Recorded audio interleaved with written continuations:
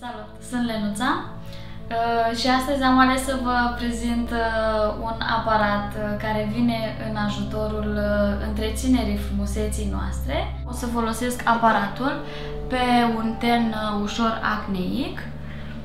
Ia, puțin parte. Setez acum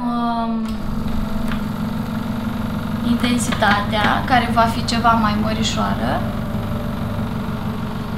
Și pur și simplu aplicăm piesa manuală cu vacuum pe piele.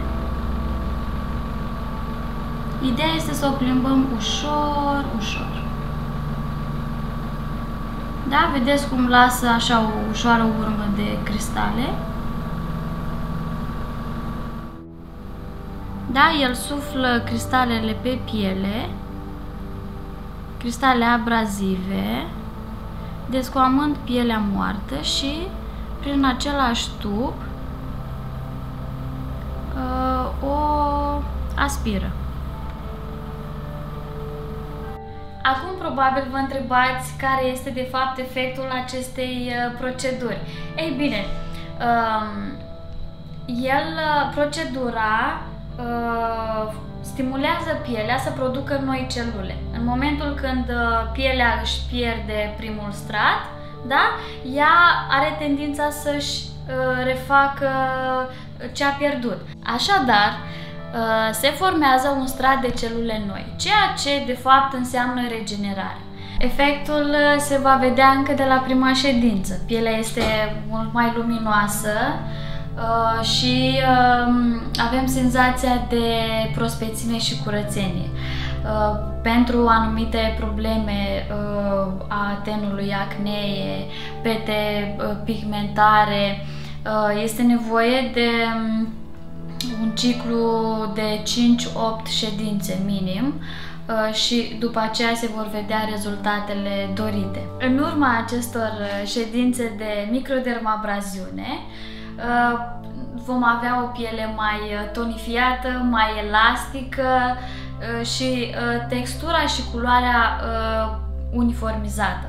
Multe dintre noi, eu știu, refuză să meargă la un astfel de tratament, probabil că din teama de a nu rămâne cu, eu știu, cicatrici, semne și multe altele, cum poate câteva dintre voi chiar ați și pățit acest lucru. Însă acest aparat, primul avantaj este acela că este foarte soft, este delicat cu pielea și nu lasă urme. Da? Doar o ușoară roșiață care într-o oră se va duce. Un al doilea avantaj ar fi acela că după procedură toate substanțele pe care le aplicăm la nivelul feței se absorb mult mai repede în piele și are astfel și produsele pe care le folosim vor avea un efect mai îndelungat și mai sigur. Cel mai important avantaj este acela că pielea noastră se regenerează, da? În urma tratamentelor, pielea este forțată, cum am mai spus și mai devreme, să producă celule noi. Și astfel, fetelor, noi vom arăta mult mai bine, tenul mult mai luminos, mai frumos, mai ferm, da? Ridurile superficiale se vor diminua. Cam atât pentru astăzi. Sunt Lenuța și fiți alături de mine pentru că am multe lucruri să vă arăt și să vă spun. Până atunci, vă mulțumesc că m-ați vizionat. O zi frumoasă și fiți așa cum sunteți frumoase!